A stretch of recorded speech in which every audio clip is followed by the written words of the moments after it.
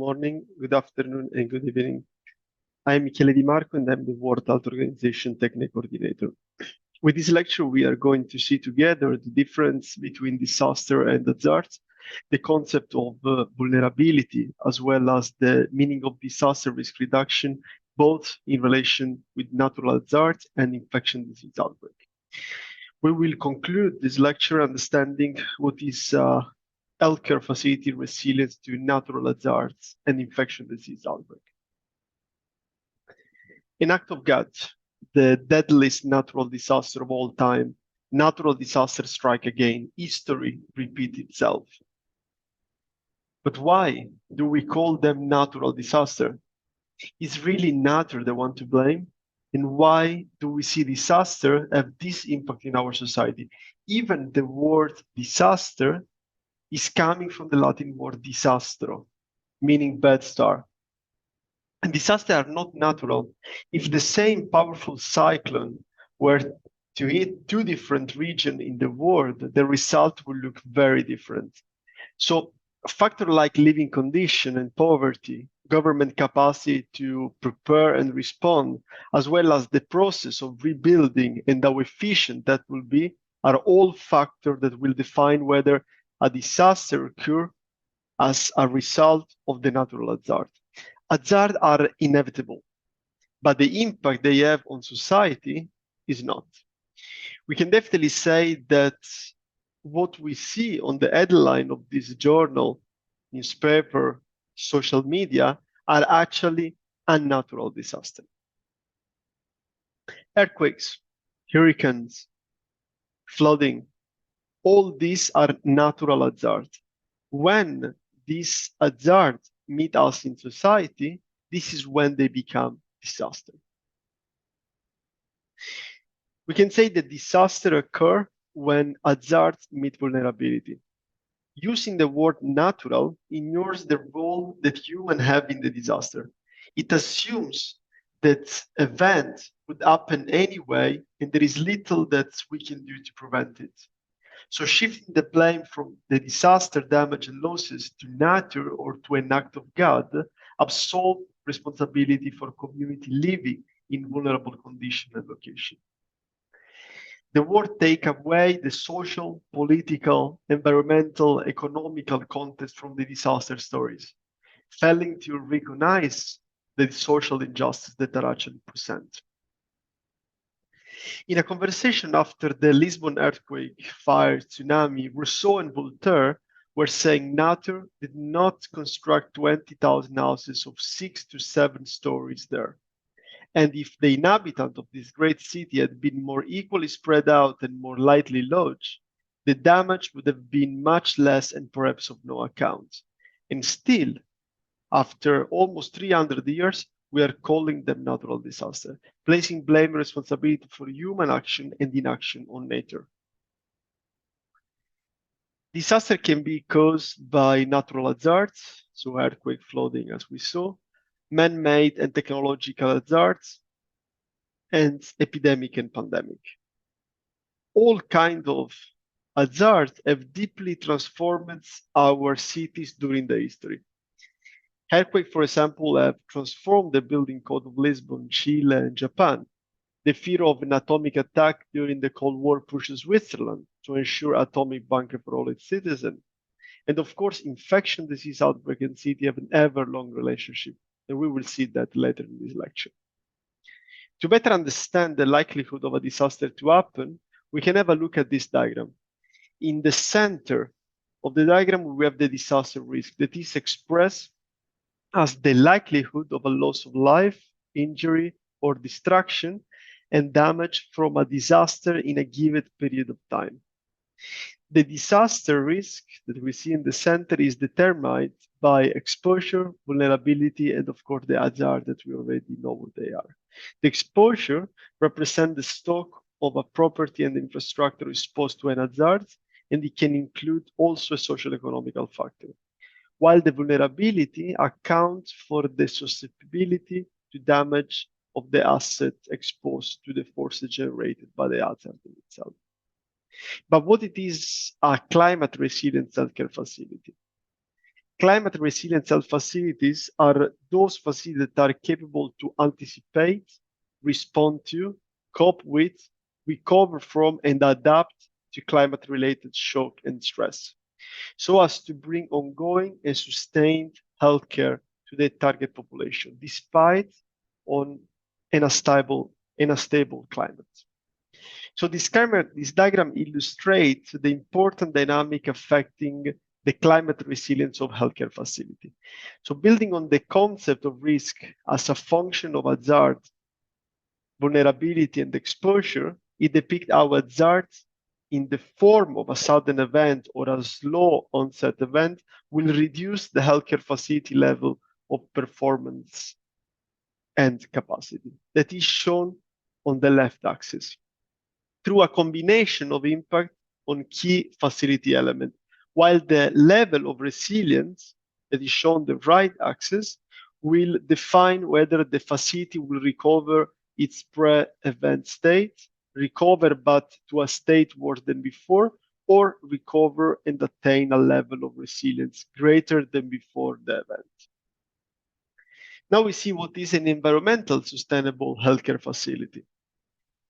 The environmental sustainable healthcare facility are those that improve, maintain, or restore health while minimizing negative impacts on the environment and leverage opportunity to restore and improve it. So intervention for environmental sustainability are key to move from high risk that are shown on the left side of the graphic to lower risk that are shown on the right side of the graphic.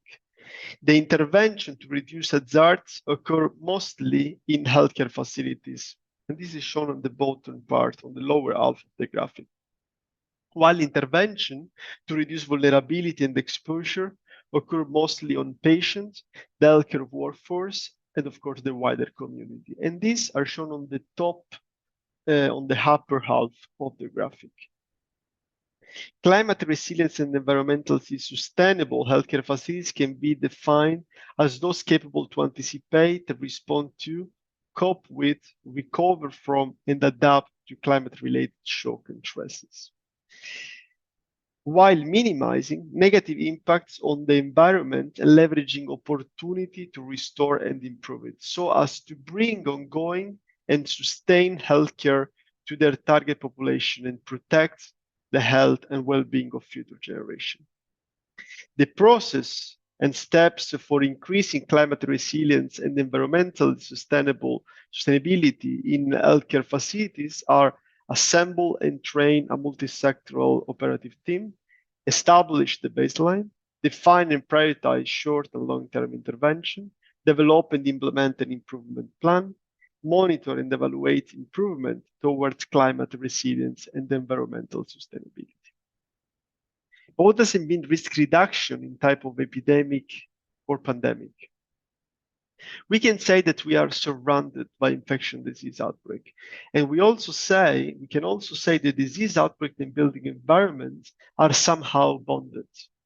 They've had an ever-long relationship from the typhoid fever in the Athens of the 4th century, which decimated its population by 2/3, to the hunted disease during the Middle Age, the Black Death, the spread of the bubonic plague around the world that killed millions or 100,000 of people. It caused the collapse, contributed to the collapse of the federal system, economical structure, and redistributed the demographic chart, mostly in Europe. The 7th cholera pandemic that impulsed creating new sewage and water treatment all over the world, until the Spanish flu, the SARS, and a long list in between. On the 31st of August of the 1854, after several other outbreaks that occurred elsewhere in the city, a major outbreak of cholera occurred in the neighborhood of London that was called Soho. Over the next 3 days after the 31st of August 1854, 127 people on or nearby the Broad Street died. By the 10th of December, so just 10 days after, 500 people had died, and by the end of the outbreak, 616 people had died. So by talking to local residents, Dr. John Snow identified the source of the outbreak as the public water pump on Broad Street at the Cambridge Street, that you can see highlighted with the black circle in the middle of the slide. Dr. Joe Snow started to map the cholera cases and the location of water pump in Soho by using a dot density map. That is actually the map that you see on the slide.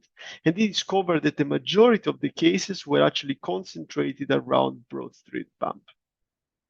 It turned out that the water for the pump was polluted by a sewage from a nearby cesspit where a baby's nappy contaminated with cholera had been dumped. So thanks to this map, there were major changes and improvements both in the public health and infrastructure department. This was the first case that showed the relationship between building environments and an infection disease outbreak. Another example is what happens with the so-called Great Stink. Over decades of the river Thames had become London's largest open sewer. But it wasn't until the Great Stink on the summer of 1858, when the smell of raw sewage in the River Thames caused Parliament to close, that Londoners decided to do something about the city sanitation crisis. So unable to ignore the stank of the Thames and fearful of the miasmatic belief that all smell is disease, Parliament sanctioned one of the century great engineering projects of all time, a new sewer network for London. So they decided to build brick wall sewer tunnel, which allowed the system to cope with the increased volume of waste. The new sewage system was opened in 1865. The following year, cholera returned one final time. The victims of this outbreak were almost entirely confined to the area of East London that was the one not yet connected to the new sewer. So these slum dwellers were left with little option but to drink contaminated water. But you can see, the relationship with the vulnerability that we mentioned at the beginning of the lecture. Another example of relation between building environment and infection disease and how actually to reduce the risk of an outbreak, an infection disease outbreak, to actually have high impacts on the population is what happened in Philadelphia in the 18th century. Philadelphia was the most dense planned city, and at that moment also the US capital city. But was also considered the hottest and dampest of all the cities in the Atlantic Sea coast. The city was surrounded by marsh and swamp with open sewer. Liquid and waste were thrown into holes dug into the ground that also capture rain runoff. Placing stored rainwater in barrel, all of these provide the perfect breeding ground for mosquito. But from August to November 1793, Philadelphia became the epicenter of a huge yellow fever epidemic. The city developed exclusively, as you can see on the left diagram plan of the slide, along the Delaware River, with the greatest density closest to the airport, to the port. The density close to the river had deadly implication when mosquitoes carry yellow fever stowed away on ship arrived from the Caribbean. Sailors residing in a boardhouse near the port were the first to fall to the disease. In 1793, 10% of the population of Philadelphia died. So looking at Philadelphia, the whole US was doubting if they should become an urban nation. And the authority of Philadelphia were asking how the city could reinvent themselves. And actually, were actually asking themselves, can Philadelphia reinvent themselves? In the 1795 was established a board of public health. And the epidemic resulted in a number of innovative measures, such as the creation of 5 parks, that are the 5 rectangles that you see in the slide, that were actually helping reducing stagnant water and the first municipal water system of the country. We can say that that was an extraordinary innovative vision in progressive technology and civitas, and of course, an amazing answer to those who were asking if the US actually needs or not cities. And the last example is, of course, related to Venice, from where the word quarantine comes. The word quarantine comes from the word quarantina, meaning story, meaning 40 days, used in the 14th and 15th century in Venice to describe the period that all ships were required to be isolated before passengers and crew could go ashore during the Black Death plague epidemic. In the mid 14th century, Venice was struck by the bubonic plague known as the Black Death. Venice was, as a trading center, was especially vulnerable. So when at the beginning of the 15th century, the devastating plague outbreak hit Venice and killed even the Doge, the head of state of the Serenistic Republic of Venice, Giovanni Moncenigo, in that moment, the Senate of Venice chose the Santa Maria di Nazareth, an island of the Venetian lagoon, to host the first in the world hospital to treat plague-infected people. So Venice was the cornerstone for the creation and development of isolation facility around the globe, from major public building to entire island, serving the health infrastructure system, giving people a place to quarantine and also decontaminate kids. But if we are going down to the building scale and focusing on indoor space, the importance of fresh air and sunlight were elements that born and raised already during the 19th century for broader concept of health. So hospitals, due to the tuberculosis, were designed with south-facing glazing, cross ventilation and dye ceiling to bring fresh air and sunlight in the indoor environment and reduce infection risk. So following the improvement in living condition and anti-infective strategy, diseases such as tuberculosis, smallpox, and other became less of a threat to public health. This eroded at the same time the importance of ventilation as an infection control strategy. So somehow we forgot the link between infection disease and ventilation. And we start focusing on building opening, building envelope design, and ventilation system design just with a focus on occupant comfort, temperature control, building energy consumption, etc. But what's happening nowadays and what we learned from the past? I want to show you this quote from 2 years ago, published by experts on ventilations, respiratory disease, building physics, etc. So they pointed out that government have for decades promulgated a large amount of legislation and invested heavily in food safety, sanitation, and drinking water for public health purpose. We can say that we improved our knowledge, our cities and housing condition regarding water and sanitation. We have now clear regulation standard, but regarding ventilation, there is still a gap.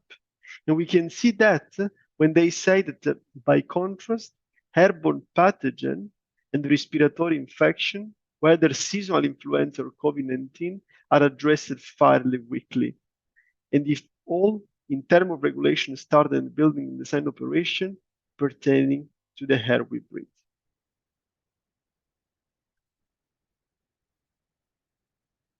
But why the design is so important for infection prevention and control? As it is important as we see for disaster risk reductions in the first part of the lecture. So when we look at the pyramid of the hierarchy of control, we can see the different approaches in order of effectiveness, with the most effective on the top, that is the elimination, and the least less effective on the bottom, that is actually the PP.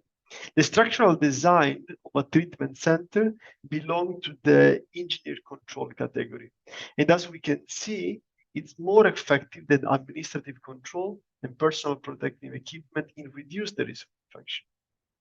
So, which key element of the design of a treatment center can adopt to control the risk?